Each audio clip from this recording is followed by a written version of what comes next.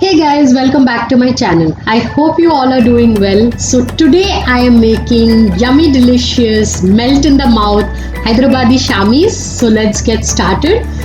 So here I have around 200 grams of mutton.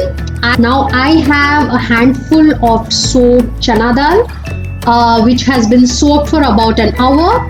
Add that with the water because that water has a lot of nutrients. Now add about 1 tablespoon of ginger garlic paste, 1 tablespoon of red chili powder, pinch of turmeric powder, and now we are going to add about 1 big onion and 1 small tomato.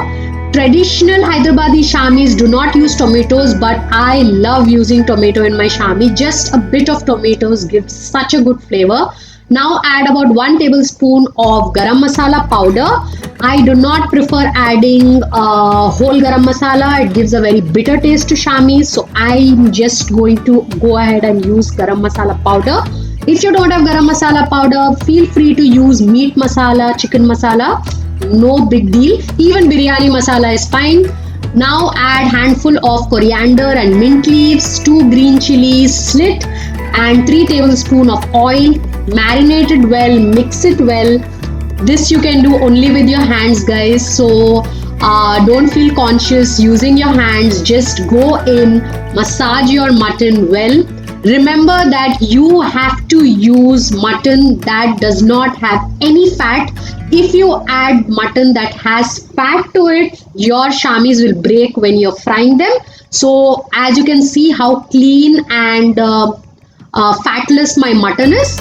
Now just put the pressure cook lid on and let it whistle for about 7 to 6 whistles till your shamis are done to perfection. Like the mutton has to be super soft. As you can see, the water has all evaporated, but there is still a little bit of moisture left. I'm sorry I forgot to tell you that add salt also at that point, like before you pressure cook your mutton, even add salt to taste.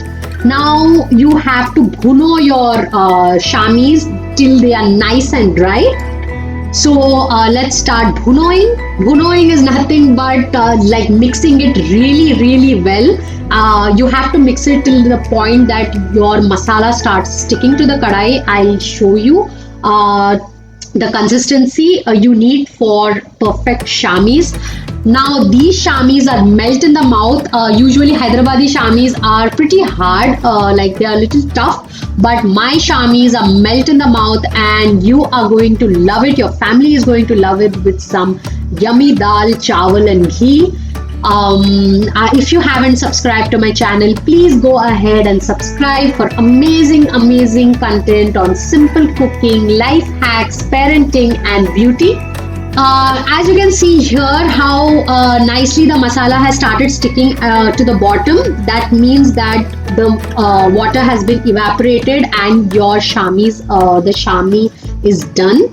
Now all you have to do is switch off the flame and let your shamis cool down. Take it out in a plate and let it cool under the fan, and I'll get back to you after that.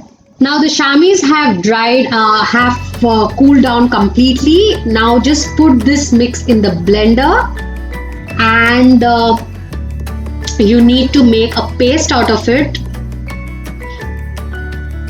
So I'm going to make the paste and get right back. So this is the consistency you're looking for. The shami should look like thread-like consistency.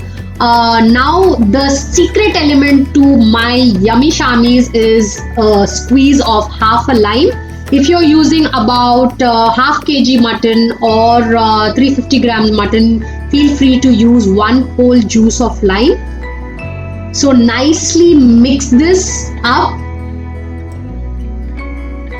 These shamis are so tasty. I have learnt it myself. Nobody has taught me how to make shamis. This is my love for shamis that I have experimented with it. So rub some oil on your palms and just observe how I'm making the shamis. You need to roll a ball of minced meat between your palm and then make a diamond shape. Let me show you another one. Rub oil, take a ball of shami. That's my daughter, guys. She is helping me out with shami making. We'll have different shapes because my daughter is learning. So me and my daughter have finished making the shamis. Now you can take the shamis and freeze it for whenever you want to use it. You can keep it for about 15 days or you can directly fry it in the pan. So take about 2 to 3 tablespoons of oil and add your shamis directly to the pan. Now if your shamis are frozen, remember that your oil has to be super hot.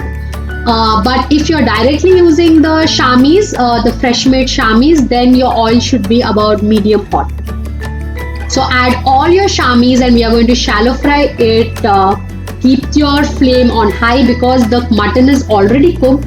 You just have to bring a beautiful dark brown color on your shamis and they'll be ready to eat. So add all your shamis, shake it well in oil. Let it cook for about a minute on high flame.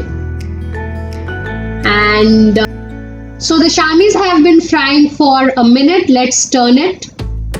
Look at that color. It's perfect, super soft. You can see in the video itself how soft and melt in the mouth consistency the shamis are. Your shamis will break, guys, if you use too much of chana dal or you use mutton with fat in it, so do avoid it. Now there is some oil left in the shamis. The shamis oil is left, so I'm adding a bit of coriander leaves and frying them. I've taken out the shamis in a plate. I'm sorry I'm doing it one-handedly, so it's difficult for me to show you all the steps, but I'm trying my best here. So fry it till nice and crisp and garnish it over your yummy delicious shamis. So I hope you enjoyed this recipe. Do give it a try, like, share and subscribe. See you again.